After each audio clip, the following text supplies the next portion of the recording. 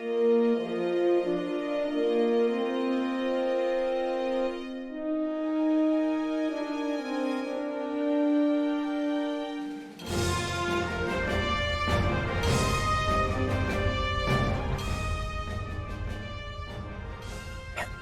very funny, all of you who are tuning into Continuing Conversations this week. At first, I had, these three people join and said, I don't think there's like more than 5 minutes to talk about it on this subject. And by the time we were just putting the agenda together, we're like, okay, we're going to be way over 30 minutes. But we are going to try to do something for you all this episode and these next 2 episodes of Continuing Conversation, where we're going to try to talk about the difference between 1E and 2E, how to convert some of the mechanics, characters, and ships between these. That's going to be the next 2 episodes, and we're going to make it super easy for you. This is a digest edition of Continuing Conversations. I'm Michael Dismuke. I am a blogger on Continuing Missions, which is the #1 fan site for Star Trek Adventures and Captain's Log. I'm also a freelance writer for Star Trek Adventures and lead writer on Captain's Log. And of course, this show is not a show unless I have my amazing co-host with us at all times, Jim Johnson. Hey everybody, Jim Johnson. I'm the project manager and line editor for the Star Trek Adventures RPG, both published by Modiphius Entertainment.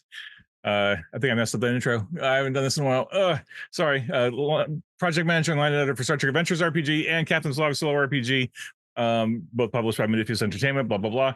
Co-host on this here show with Michael, well on 100 plus episodes, 2 years strong, having a great time here. Also a fiction writer, minor details tangential to this, but I'm dusting off my fiction writing, trying to get back to that in a big way. So trying to diversify my my interests and trying to do more. So we have 2 wonderful guests with us tonight. They are familiar to you, familiar to me, familiar to all of us. Very happy to have them back once again. I will just go clockwise around my screen here. So Al Spader, please introduce yourself. Tell us all about you and what you're working on. How's it going? Al Spader, freelance writer for Star Trek Adventures. I was the lead writer on the Federation Klingon War tactical campaign, and I'm the lead writer on Sentience 2D20. I'm excited to be here with these fine folks. I think we're starting our 4th year working on the Star Trek Adventures line, which is so exciting. Always happy to have you here. And Aaron, please introduce yourself. I'm Aaron Pollyea, long time Star Trek Adventures freelance writer. I'm kind of your starships, science, engineering. I'm that guy.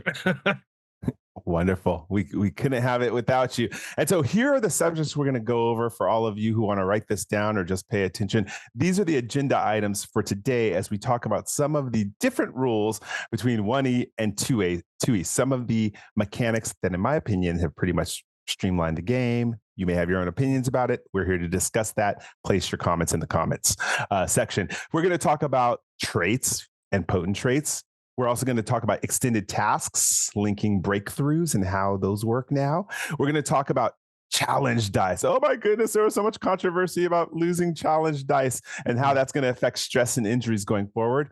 We're going to talk what is one of my favorite parts of 2E is reveals and reversals. Before we just had reversals, now we have something called reveals, which is super cool. And then we're going to delve into 2 last subjects, determination, about the little tweak that's been made to determination, and then cover and how that works with opposed tasks and how ranged attacks can actually become counterattacks now, which I always thought should have been in the first system, and now they're in this system. So those are the ones we're going to talk about because those are some of the major changes we all pulled together into this agenda. Let's start with potent traits. Now, Al, you introduced this onto the agenda, so why don't you go ahead and introduce the conversation to us? Absolutely. So I think the concept of potent traits kind of existed in first edition, but it was never really pointed out. I think in our games, we were always using potent traits, but we didn't really have a name for them.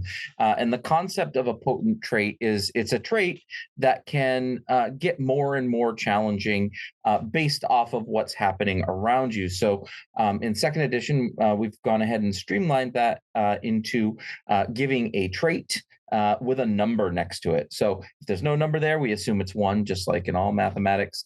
But if you see a trait with the number 2 next to it, that means it's going to be a little bit more challenging of a trait to address, to fix, and it's going to change difficulties by 2 instead of by 1. So I really like that we could just throw it out there on like a whiteboard or on an index card, and you start off with smoky room, and then heavy smoke with ionized gas, and then and you can keep increasing that to like a 2 or a 3 if you really want to make things complex. And what's our advice on how players can work against a potent trait if it's like potent trait 4? Because before in the old system, you could roll a difficulty 2 action to try to attack a trait, which we'll call a potent 1 trait, and knock it out. But if there's a potent 3 or potent 4 trait, what's the strategy now for players? I think that the idea is that you pluck away at it 1 bit at a time, right? So in the past, when you could do address a trait with that difficulty 2 check, now it would address 1 potency of that trait and then tick it down to like from a 3 to a 2, and so on and so forth. So what it gives you is a longer period of time that you have to deal with this particular problem that's arisen in a scene. And there are some times when traits can keep getting more and more potent. There'll be some times when there's like this cap to how potent a trait could be. Like you can only barricade a door so much, if you phasered it shut and put a pile of bookshelves in front of it, that's probably potency too. You probably can't go much further than that. So you're addressing them bit by bit over multiple different scenes in some cases. Yeah. And Jim, I know you're a big fan of traits. How do you feel about this conversion into E? Oh, I think it's great. I think traits, like especially potent traits, you can look at those like depending on how excited your group is about mechanics and extended tasks and stuff. You could look at potent traits as almost a mini extended task without getting into the weeds about the progress track, right? So like if you put a potent trait in front of your character and say, okay, you've got a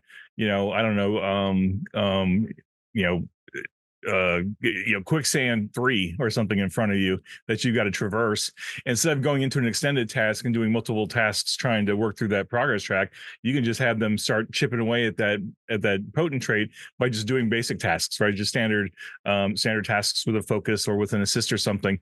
And it's not quite so intimidating as maybe an extended task might be, or even like a challenge or something. And it's just a fun way to bring just a different kind of element to the game if you want to gradually start introducing your players to more of the game mechanics. And then one note, I don't know if we wanted to get too far in the weeds about like how to use them or how not to use them.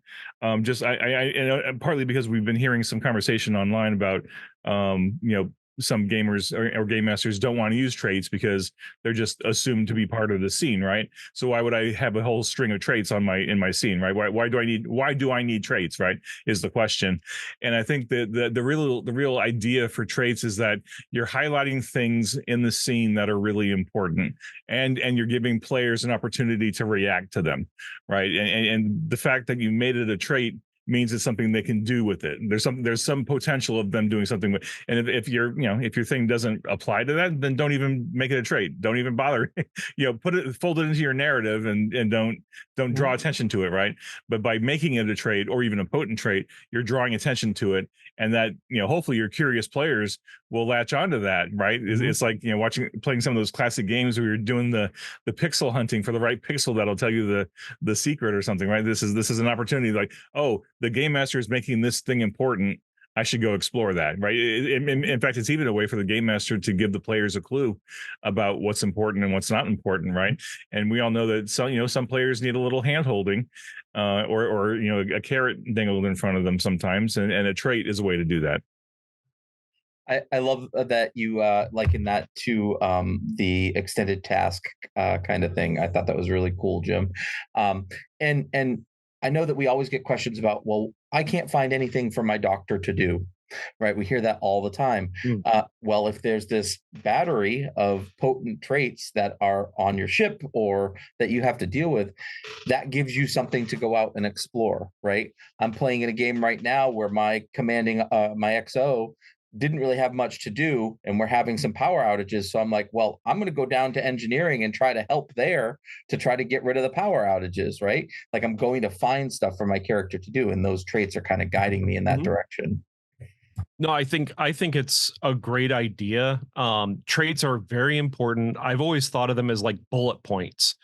That these are the things that if you were writing a report about a scene or an act of something that you were reading, you would already have these written down. These were important parts that the characters would have had to deal with in that scene.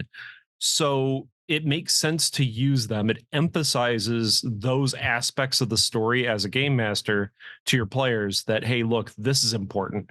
I know this has already been said, but I want to emphasize it. Traits are really important, and they can very much change your game and direct the game, not railroad it, but direct the player's attention towards or away from certain things. What I love, what's been highlighted here in 2E, is that they've kind of are fiddling away with the term advantage and complication, because a trait is what the players or the game master can make of it. And I have to say, I ran a game for newbies at Games of Berkeley at a GobCon this past week in July. And once I explained it to them like that and started putting up the sticky notes of what the traits were, they were taking things that initially were bad for them and using technology to twist them into pluses for them. And they learned that traits are actually a narrative tool. So to me, I thought the explanation in 2E simplifies this concept of what some games call truths. Some other games will call not fate, but other games call them different things that are narrative tools for the players to pick up and use to drive the story forward. So I really enjoy the 2E adaptation on this. Yeah, and I really want players to be aware that when they're reading through second edition, to realize. I mean, we reinforced it several times in the book, or at least I tried to, but especially with the section on traits that Nathan wrote, we tried to really amp up the dial on how much agency players have in this game. Right, you're not just sitting back reacting to what the game master is doing. You have the ability to spend momentum to create a trait, change a trait, revise a trait, do something with the traits. You can do that, right? And so if you're a creative player, take advantage of it, right? The mechanics are baked right into the system. So please be creative and take that chance, right? Like don't put all the heavy lifting on the game master to present everything to you and then to just react to it, right? Now, certainly some players are perfectly content to show up and react, and that's absolutely nothing wrong with that. But I think in my experience anyway, the most rewarding game experiences I had with Star Trek and Star Trek Adventures has always been when the players took some agency and helped to drive that narrative by manipulating traits, because it's always going to end up being better collaborative than just going on that railroad that the game master's laying down for you. Hey, to drive your point home, Jim, again, a new player to the game this last week, when they figured out what traits did, and we were going up against some Klingons on a remote a satellite array of the Klingons. They said, well, you know what? Can I roll a trait that I actually know the person who runs that because I have a mining background. They were playing JAXA from the pre-gens. They're playing the Tellarite JAXA, who has a mining background in mining operations. Said, well, is it possible that our fathers actually used to trade on the black market together? I went, well, you know what? That's a trait. So let's roll a presence plus command and see if this is true. And boom, once they figured that out, we were now fighting to create and take out traits with each other. So to your point, players, if you learn how to use traits, you're going to learn that you have a lot of narrative control and influence over the game. Cool. Good. All right. Anything more on that before we go on to our next agenda point? Everyone good?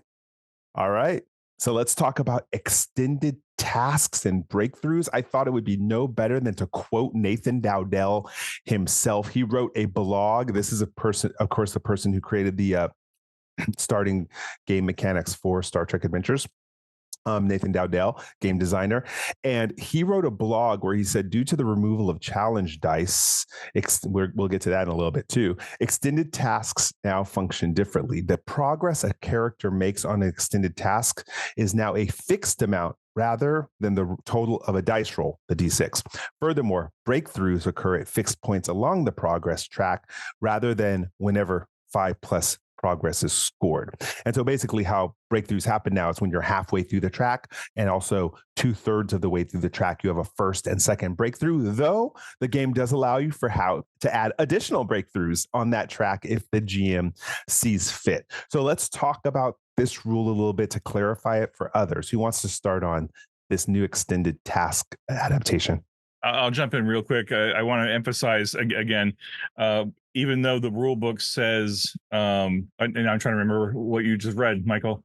That players do a fixed amount toward the progress track. That's true, but if you have a talent or something that it relates to that, it's not necessarily, it's a fixed amount plus whatever bonuses you're getting from whether you're got a talent or some special rule that helps you out. Correct. And it could be, to add to that, it could be minus resistance of the task that's set up, or if you spend momentum to get more points done on the track. Yeah. And I want to make sure I got another thought, but I want to pause and give Al and Aaron an opportunity to jump in with something.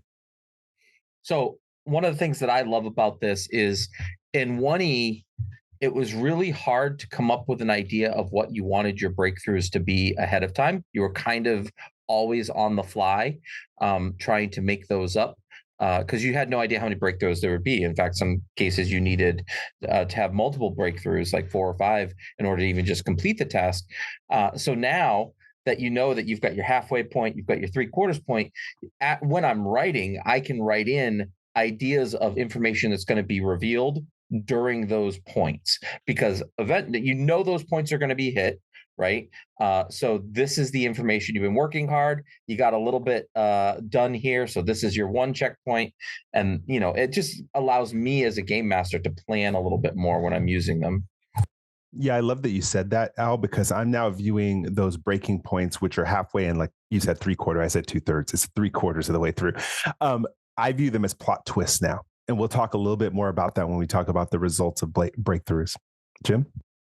Nope, you guys exactly hit on what I was thinking of. Is like I was so excited when Nathan sent me that draft with the revised verbiage around extended tasks and how the progress track works, because I see that as like ways to write a branching narrative in some cases where you've got this long progress track. It's like, oh, okay, of course, something's going to happen at halfway and then something else is going to happen at 3/4 away. Sure, that's baked into the system, but there's nothing stopping me from having some sort of event happen at, square number 5 and square number 10, and in square 11, something else happens. And I, because like, I know that the players are going to progress through that track at some point, but how fast they get to it is kind of up to them and how intentional they are about going through the extended task. But I can play with that, right? I can play with those branching things that happen at different stages.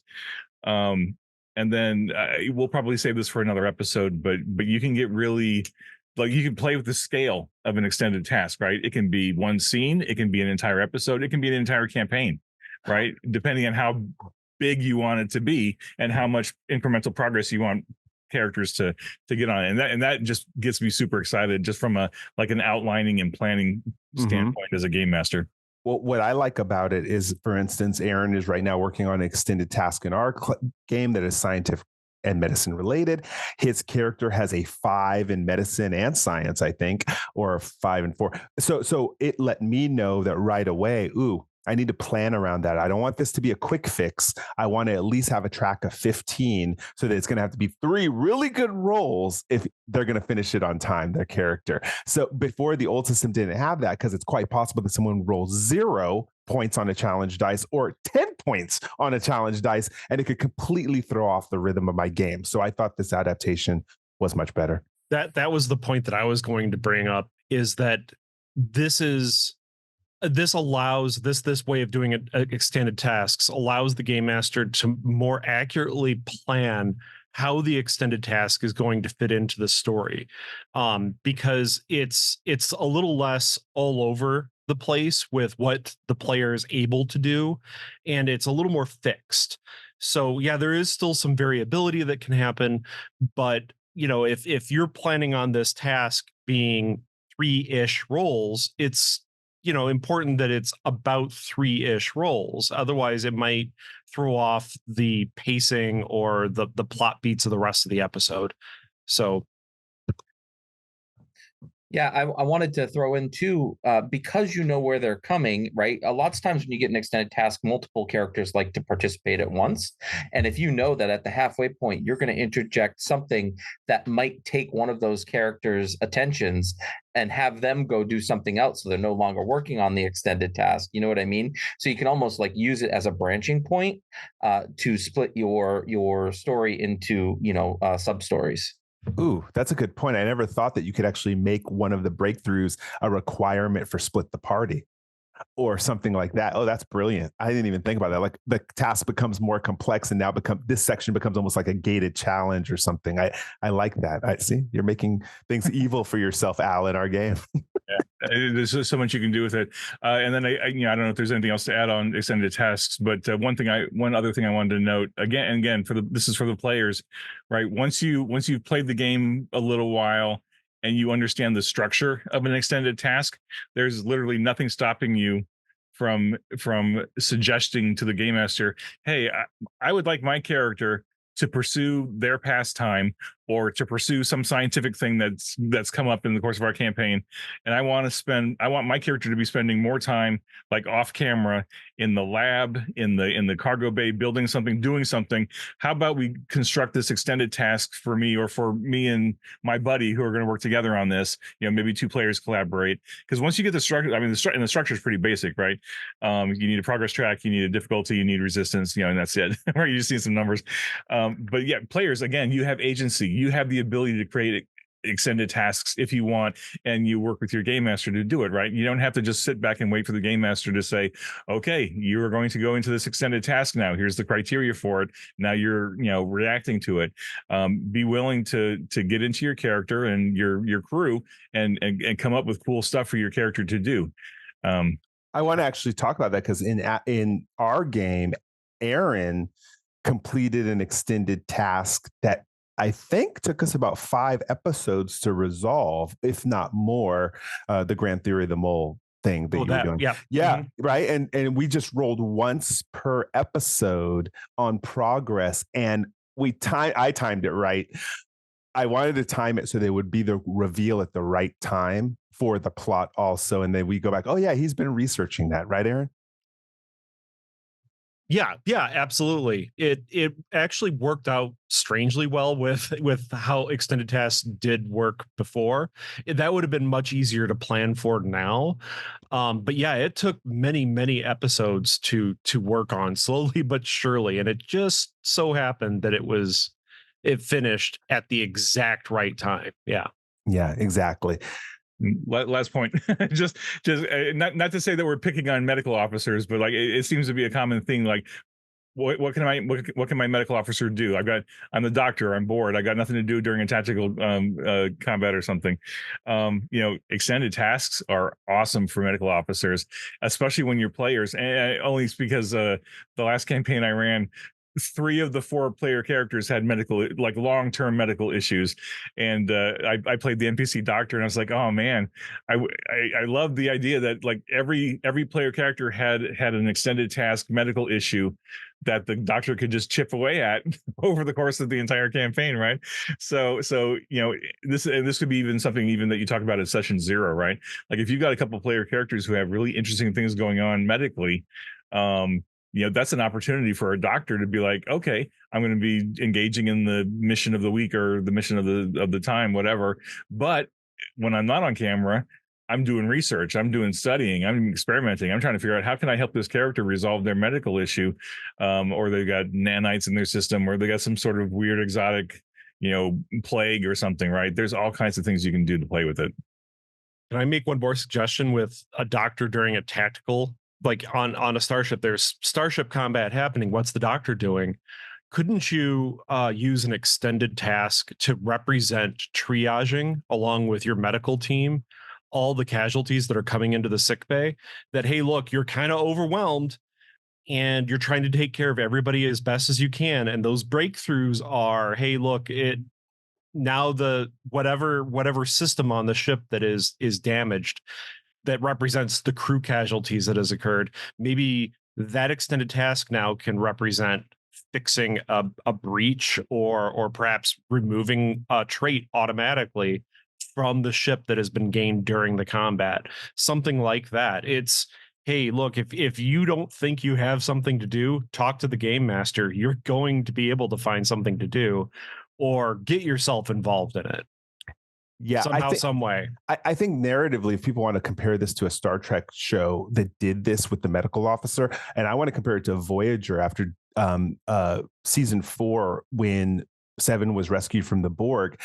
Every episode, the doctor was doing something with her nanotechnology and her implants. And oftentimes that became a central part of the story, or it was just a side part of the story. So that went on for like 10 episodes. So that would have been, to me, like a 50 track thing where every breakthrough was some sort of turning point for Seven in the story. Less resistance, or maybe the complications with her cortical nodes. So get super creative, and you can make this a central story arc. You can make an extended task a story arc, a medical character, or whatever.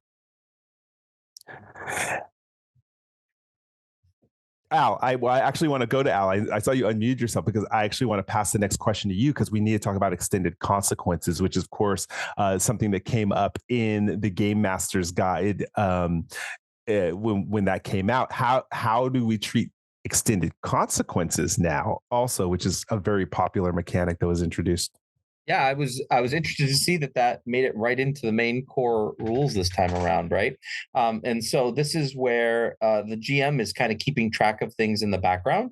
And I mean, sometimes it's like a secret thing. Sometimes you want to keep it out in front of the players and say, listen, I am keeping track of what you're doing.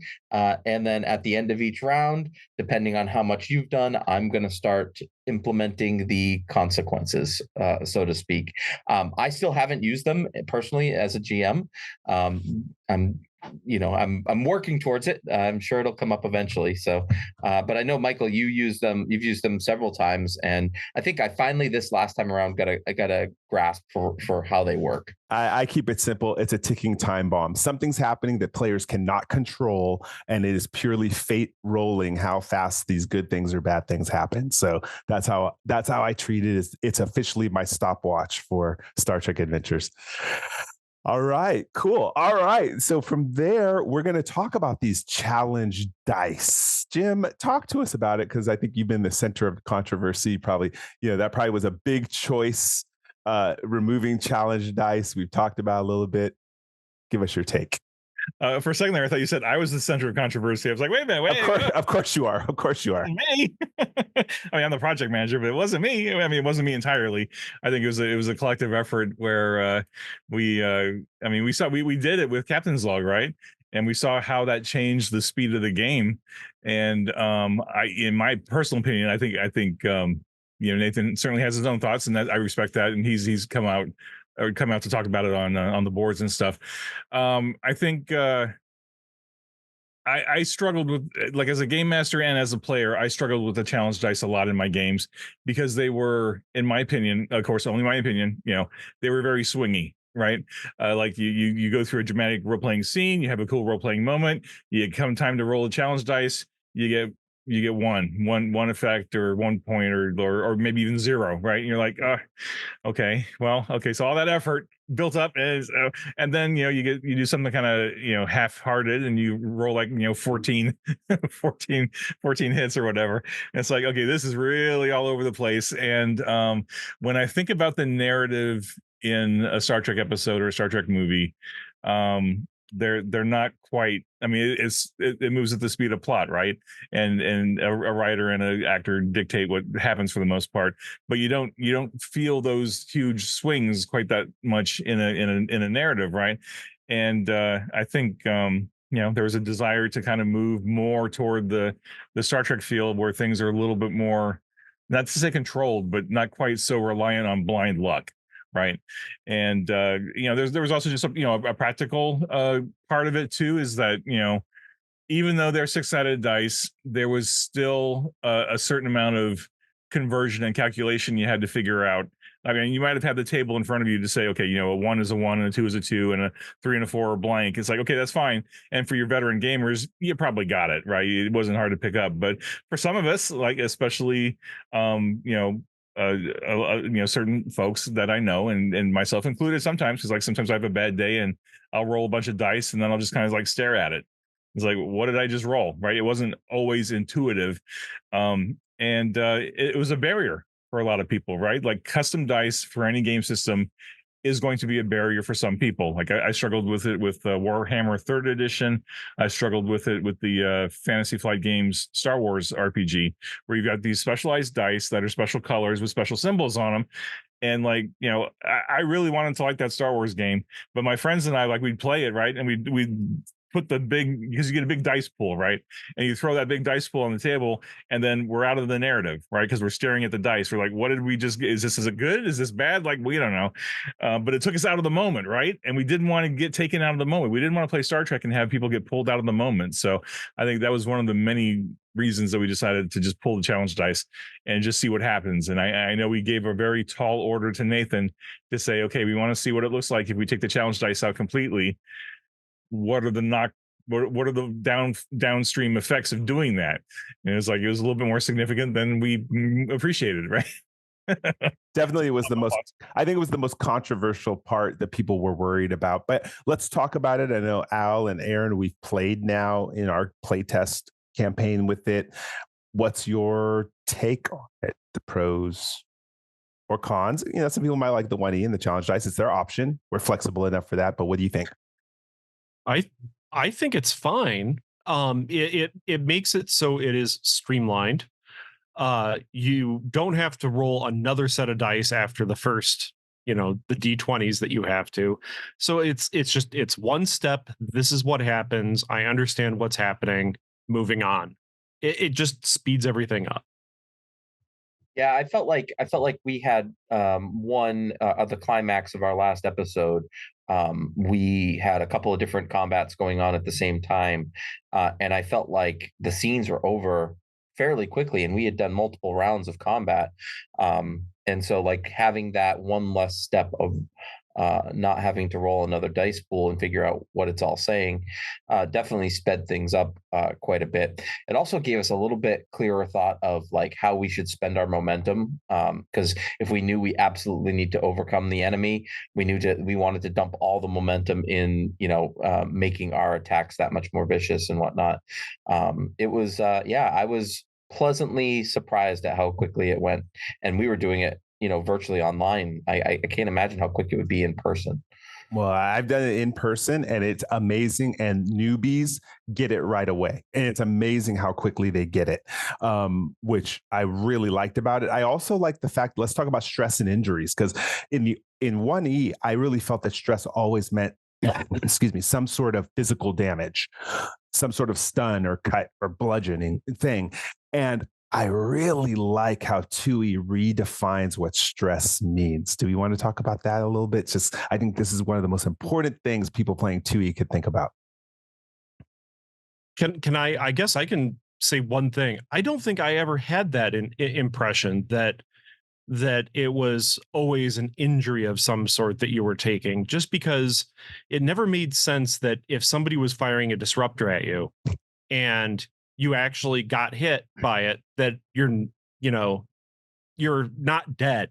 So it's more of like, hey, look, I injured myself ducking and covering or sliding underneath something to not take the hit.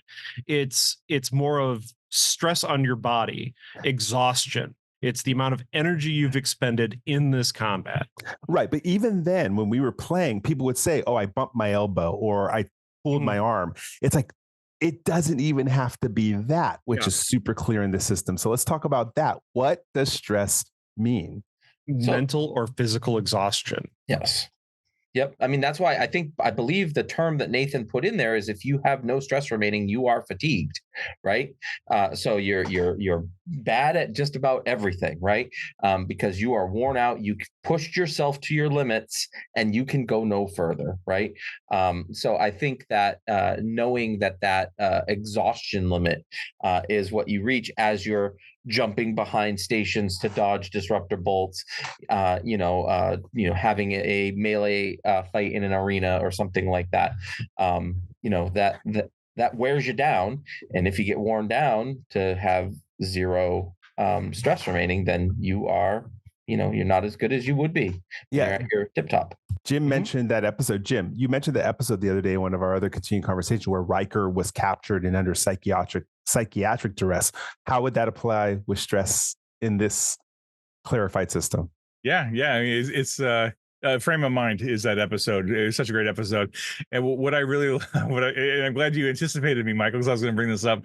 I love the redefinition of stress to be both physical and mental, pressures on your character, because like I love screwing with my players and giving them there's telepathy and there's empathy and there's like things impacting your character that you don't entirely understand, but now you got to figure it out, right? So you could almost look at a character's stress bar like your check boxes. That's almost a progress bar, right? That, in fact, it is a progress bar, and that could be a form of an extended task where you can branch stuff off of it and say, okay, when this character suffers 4 stress, a trigger is going to happen in my episode, right? The players may not understand what's happening. If I say, oh gosh, you're going to start this scene, everybody's got 1 stress, and somebody will say, well, why? It's like, great question, why? You woke up, you're getting off your duty shift, you're feeling a little more tired than usual. You're starting to feel some tunnel vision. What's going on? Do they investigate it or do they just try to pass it off? Right. That is a way for you as a game master to play with the stress track as a progress track to hang more things off your story. And it doesn't have to be about combat or getting into a fisticuffs or getting into a phaser, dodge fight or something. It can be like things are happening in the galaxy. Of course, we see this all the time on the episodes. There's all kinds of things that mess up player characters and main characters, right? And they have no idea what it is, but then it happens, right? So it's just another way to play with the system. And this is where I think now ship counselors and doctors come into more play in this game with this revised simplified mechanic. Aaron, do you see where I'm going with this? Yeah, I do. And I was going to bring up Night Terrors as a episode of TNG where people aren't dreaming and they're getting exhausted even though they're sleeping. So it's not really a physical stress, it's mental fatigue, that their minds just aren't working as well. But yeah, ship's counselors, this is incredibly important because your stress may be completely mental or emotional. So of course, this is a way to bring in your ship's counselor to be very important in certain situations where you might not have thought they would be otherwise. And step back that stress is my point. Now, when you have stress on these multiple levels, you have ship's counselors and doctors who can now attack that stress according to the simplified system and back that up with dice rolls, which to me is just wonderful, especially in like a DS9 type of Dominion War trauma, Nog's leg getting blown off kind of thing. Like you really could engage all your characters by using these creative systems. Yeah. Okay. And I just want to throw in there real quick, Michael, before we move on. As role players, we typically want to protect our characters, right? And so if you don't use your stress to dodge an attack, you are injured, and that injury becomes a trait, right? And I would encourage you that if you want to tell a cool story with your character, allow them to get an injury every now and then. You know what I mean? Like if they got, stabbed with a batlet, like allow that to happen, and like they're healing from this shoulder injury, this wide gouge that's been carved into them.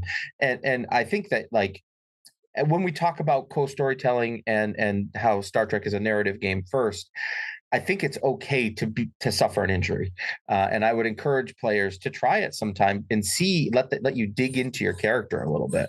I have to say that's my favorite players, the people who let themselves get knocked out and captured, because they're like, well, I know my GM's not out to catch. How many times did Kirk and Spock get captured? Every other episode. Do it. It's Star Trek fodder, right, Jim? Yeah, absolutely. I think I just couldn't find a place to put it in the book. Maybe a future book will do it, but I think as a new player, if you're new to Star Trek, or if you even watch some Star Trek, accept that the whole theme of characters in Star Trek is if you're a main character, you have so much script immunity built in, and you have so many opportunities to not die, right? This isn't like other games where you roll the bones and you take enough hit points and you're dead, and then you just go roll a new character up, right? That there are, like in Star Trek, death is the easy way out, right? It's much more dramatically interesting to take that grievous wound, survive, and then have to deal with it for X number of episodes. You talked about Nog, right? Losing a leg, right? In some game systems, he'd be dead, right? And he'd be creating some new character, right? But in Star Trek Adventures, you get to live with those repercussions. You get to live with that injury and that pain and if you want to anyway. I mean, you may not want to explore that in the game, and that's totally acceptable. But if you want to get into it with your character and your group, then go for it. So just be willing to play with it. And here's what I love about it. Suppose your players are not, this is going to be the perfect segue into the next agenda point. If your players are not leaning into failing and not leaning into injuries or getting captured, again, some of my favorite players are the ones who say, Michael, let me have a bad thing happen to me so I can dig myself out of it. But suppose they aren't like that. Now we have even more explanation on reveals and reversals. Also, we have all these cool things you can spend on. It's incidental effects, change of circumstances, which I really love, where you can modify an existing trait, which I have a question about this, Jim. I'll ask this group for clarification on something about this. Immediate hazards, lingering hazards, dividing the group, reveals, and reversals. And these are all threat spends for the game master to kind of create these dun dun dun moments. And what I thought was really cool was with the reversal, where it costs 2 threat per player character present in the scene. Before, I think you could do that as much as you want. Raw rules as written says you can do that once per adventure. So that put my mind at work how to really creatively use immediate lingering hazards and reveals to twist the plot where I needed to go, but only once. And I always picture it kind of like an end of Act 2 kind of thing, right before, when things are getting worse, throwing in that reversal. Once I'll throw in a reversal in a game. So I want to talk about one question I do have as we talk about this change of circumstance where the GM can spend 2 threat to change a trait in a scene automatically. Can players do that too? That question came up during a live session game this weekend that I had. Someone asked, can I change the trait by spending 2 momentum? And I was like, oh, that's a good question. Thoughts on this, people? I think so. I have to. I don't have it handy. I wasn't prepared, but I'm reading it here, and it says it talks about threat, but never mentions momentum. I'm pretty sure if you look at the reference cards that are in the toolkit, or if you just look in the core book, one of the tables of momentum spends, I think there's an option in there for, I think it's called create trait, but it's not just create trait. It's modify trait. Yeah, a player can spend momentum to create a new trait, remove a trait, or change a trait. See, I didn't know. I'm glad. We were in the middle of it. I didn't have time to research it. That's powerful. Yeah, it's even in Starship Conflict major actions as create a trait. It says create or change a trait in the scene. Whoa. But the idea, of course, Michael, is that you're not. In fact, I think Nathan put specific language in there about this. You're not just spending 2 points and changing it. You've got to have a narrative reason to do it, right? And in fact, I think it might even be tied to a task, right? You might have to successfully make a task and then spend the momentum to do it, right? So you've got to have a narrative reason for that thing to change. It's not just like getting meta and saying, oh, I hate that trait, I'm going to spend 2 momentum and make it go away. It's like, okay, well, why? How did it change? What did you do? What did your character specifically do to make that change, to make that trait change or go away or whatever, right? And that creates that story element that folds into Star Trek. Well, today I spent 15 threat in my game because we had a lot piled up. I spent 15 threat to do 2 reveals, some hazard and changes and stuff like that. And boy, did it flip the table. Like it really, and I was like, it's all because we were playing rules as written. That's our agreement. We're playing raw. And I was like, this is powerful. And I hope the players learn how to flip it back at because it just changed. The person was giving us a lot of threat. And I went, well, I got to spend it this way. So reveals and reversals, everyone read those pages. That's page 320. Let me look at 327 and 328 in Game Masters. Players memorize these because these are probably some of the best narrative control tools out there. Yeah. And lean into Star Trek, right? I mean, there's plenty of episodes where, and this may be why there's a limiting factor in how many times you can do a reversal or a reveal in an episode, because really I agree with it. A 50-minute episode, you may only get one good reversal shot, and then you told your whole story, right? Doing multiple reveals might be better reserved for like a feature length movie or something. But and I think of like The Usual Suspects, right? There's a couple big reveals that happen one after another. It's teaching me how to, again, looking through this, it taught me how to write. It's like, wait a second, that's true. You can't do a huge reversal. In fact, that's the reason I don't like Transformer movies, is because they have a million reversals. Every action moves too fast. Things blow up in their back. So anyways, I'm not going to digress. We're almost at our agenda points here. Determination. Who wants to talk about the changes to determination? I'll talk about it because I know that when I was putting together Sentience 2D20, I was looking at the system reference document and realized that the new way that we have it in Star Trek Adventures 2nd Edition is the way it was written in the SRD. So when I realized that was different than 1st edition, I was like, oh, this is interesting. I wonder if they're going to do that for 2nd edition. And sure enough.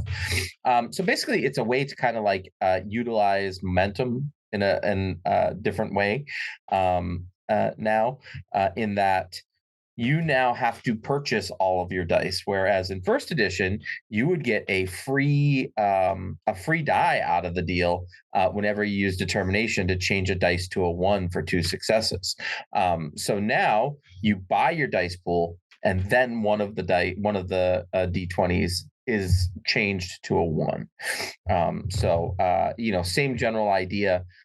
As far as getting your 1s on your dice, but you do have to actually spend like 1 momentum to get the dice.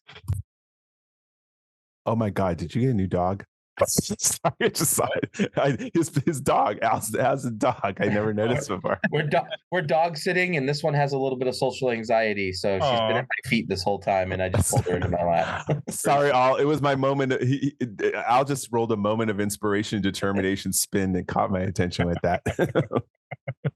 The other cool thing I like about determination now is that extra little option that Nathan put in, where if you want to have like that burst of inspiration and you want to be able to use one talent for one moment, spend your determination and you get to do that cool thing just once, and then come up with a character reason for doing it and do it. And I think the one example that immediately came to mind when I read that new rule was in that episode, I think it was Unification, where Data does the Vulcan nerve pinch on somebody, right? It's like he's never done that before. He never does it again, right? It's like that's a perfect opportunity to say, great example. The Data character saying, oh, you know what? This is a good opportunity for me to do the Vulcan nerve pinch. And so he spends his determination point. He uses that Vulcan talent to do the Vulcan nerve pinch, and then you never see it again. I love that. And it still gives the GM power to veto talents that actually make zero sense. But so it's forcing the player to be creative and imaginative and explain this. They're joining you in storytelling, which is what I really love. That's what this new determination spend called special technique allows. Love that one. All right. Okay. So let's go to our last agenda point here. Cover and oppose task and counterattacks. How is this different from the first game again? Well, I think in 1st edition, if you had cover, you would roll challenge dice to see how many hits you got, and then that those hits would become part of your resistance against the attack that's being fired at you, which, I mean, and then if effects were rolled, there could be like effects like exploding console and things like that. Uh, Kind of fun narratively. It is a little exhausting, and that rule doesn't really come up anywhere else. So it was kind of just a weird subsystem. So now it's, if you think about shootouts in Star Trek, you're ducking behind bulkheads, you're firing phasers almost blindly. And so now, if you are behind a bulkhead and you say that you have cover, a ranged attack against you is now opposed. And if you win that opposed roll, you hit the attacker. Exactly. I love that now you're kind of forced. Like I've noticed that people have started using their minor actions a little bit more to move. They're like, let me move, let me go, let me get through here. And before that wasn't really the case, and so I really love that now people are moving around the terrain. It's actually caused me to start forming maps for our Discord game. Because I was like, okay, this is kind of important now in order to have maps so people can tell me where they're going for cover.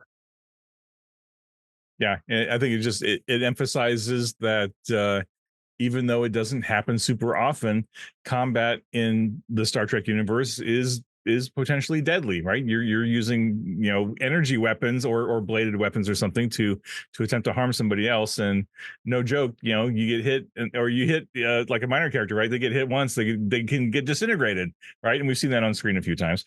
But because your main character has a certain amount of script immunity, you have some defenses built in, right? But still, get into combat, best thing to do, run for cover. Get into a defensive position, right? Well, it also makes ship combat easier to me. Before, ship combat was kind of tedium, like, okay, now we got to look where everything's at. But if I say narratively, there's an asteroid belt here, there's an ion belt storm here, you can now say, I want to move the ship over there to get some cover. And now that allows you, again, that opposed task roll that if you spend, I think you have to spend 2 momentum to actually make the counterattack, right? 2 momentum. I'm pretty sure. Okay, someone look that up. I thought it was if you were in cover. I think you can spend 2 momentum to make an attack opposed at any time, probably. But I thought if you were in cover, it was automatically opposed. I thought you had to spend 2 for both the melee or the ranged attack. That if you do the opposed attack and you win, you now have to spend in order to do it. Okay, everyone, we're gonna. I'm going to do a talk amongst yourself. I'm getting a little verklempt here while we research this. Talk about this subject, the Holy Roman Empire. It was neither holy, nor Roman, nor an empire. Discuss amongst yourselves while we look this up. So now we got to know, because I think this is a huge point. Yes. In my mind, I thought you had to pay for to actually counter attack. So the opposed action is just to me, the opposed roll is to see what difficulty you set for the opponent to try to hit you. Then, if you try to hit them back, you spend 2 momentum. Yep, that's what it is. Yep. You do have to, in order to counterattack, you do have to spend 2 momentum. Okay. Right. So to my point with ship combat, I think this is so important because now I'm picturing Wrath of Khan in the Matari Nebula. Like that battle is now to me makes so much more sense with 2E. And just important. This is the value of cover, right? If you are in cover and you win that opposed task, your counterattack, as long as you spend those 2 momentum on the counterattack, you don't have to roll to hit. You don't have to roll damage. You immediately inflict the of your weapon rank, and your weapon rank is 3. It's a 3. Right. Bam. Oh, right. See, so simple to me. Speed and efficiency. Yeah, ship battle is going to be way easier now. Well, faster. I don't know if it'll be easier. I hope it's easier. I mean, honestly, we tried really hard to put all those major and minor actions in the book and on reference cards, so that everybody on the bridge, everybody involved in that combat has a clear list of the things that they can do or try to do, and hopefully that'll speed things up a little bit instead of everybody going, okay, I'm at tactical. Right. What do I do? So to be clear, I just want to clarify this for people. Cover and resistance are 2 different things. So no longer before the challenge dice determined resistance and the quality of the cover. That's not the case anymore now. All right, good. I just want to make sure, because I think that's, again, ripped away some of that complex mechanics and makes it way more simpler to narrate this battle now. So now one thing you could do as a GM is to spend threat to make the cover something that is explosive, or something that would be if you want there to be an additional complication there, you could spend threat like, oh, I'm behind this sparking a console.